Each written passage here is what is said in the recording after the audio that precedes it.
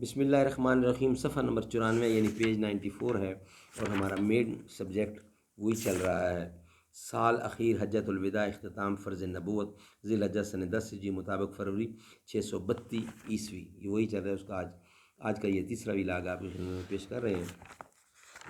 ناظرین، اردو زبان میں سرور عالم صلی اللہ علیہ وسلم کی سیرت پر جامع ترین کتاب سیرت النبی صلی اللہ علیہ وآلہ وسلم، علامہ شبلی نعمانی رحمۃ اللہ، علامہ سید سلیمان ندوی رحمۃ اللہ، یہ رائٹر ہیں اس کتاب کے۔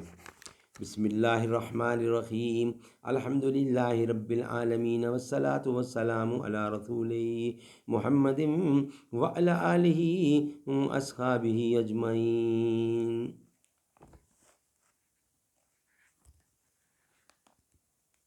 آج کا تیسرا ولاگ پیج 94۔ لوگو، بے شک تمہارا رب ایک ہے اور بے شک تمہارا باپ ایک ہے۔ ہاں، عربی کو اجمی پر، اجمی کو عربی پر، سرخ کو سیاہ پر اور سیاہ کو سرخ پر کوئی فضیلت نہیں مگر تقویٰ کے سبب سے۔ ہر مسلمان دوسرے مسلمان کا بھائی ہے اور مسلمان باہم بھائی ہیں۔ تمہارے غلام تمہارے آقا جو خود کھو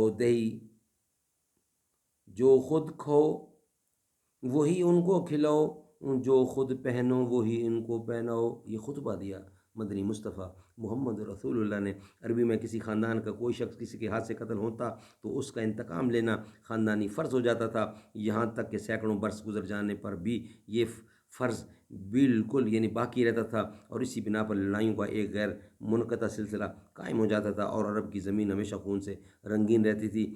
آج سب سے قدیم رسم، عرب کا سب سے مقدم فخر، خاندان کا پرفخر مشغلہ برباد کر دیا جاتا ہے، اور اس کے لیے نبوت کا منادی سب سے پہلے اپنا نمونہ آپ پیش کرتا ہے۔ جاہلیت کے تمام خون اپنی یعنی انتقامی خون باطل کر دیے گئے، اور سب سے پہلے اپنے خاندان کا خون، ربیع بن حارث کے بیٹے کا خون باطل کر دیا جاتا ہے۔ ہر ایک شخص کو جو فقرہ یاد رہ گیا تھا جس کی اس نے روایت کی، اسی بنا پر مختلف مقصدوں سے ان ٹکڑوں کو جمع کر لیا گیا ہے اور اس کے جا بجا حوالے دیے گئے ہیں۔ خطبہ کے بعد ضمنی الفاظ منصف نے چھوڑ دیے ہیں۔ روایتوں میں ایک اختلاف ہے حضرت جابر اپنی روایت میں، اور ایک روایت میں حضرت ابن عباس خطبہ کا دن یوم عرفہ یعنی 9 ذی الحجہ، اور حضرت ابوبکر اور حضرت ابن عباس کی، اور دوسری روایتوں میں یوم النحر یعنی 10ویں ذی الحجہ بتاتے ہیں، یعنی روایتیں ایام تشریق کے خطبہ کی ہیں۔ ابن اسحاق نے اس کو مسلسل خطبہ کے طور پر نقل کیا ہے۔ ابن ماجہ، ترمذی اور مسند احمد نے خطبہ حجۃ الوداع کے چند فرقے منقول کیے ہیں، جن میں یہ تصریح نہیں کہ کس تاریخ کے خطبہ میں آپ نے یہ فرمایا۔ بہرحال سیاہ ستہ اور مسانید کی تمام روایتیں یکجا کرنے سے یہ ثابت ہوتا ہے کہ آپ نے اس حج میں 3 دفعہ خطبہ دیا، 9 ذی الحجہ یوم عرفہ کو، 10 ذی الحجہ یوم النحر کو، اور تیسرا خطبہ ایک ایام تشریق میں بھی دیا، 11 اور 12 ذی الحجہ کو۔ ان خطبات میں اصولی طور پر بعض باتیں مشترک ہیں اور بعض مختصر مقام ہیں۔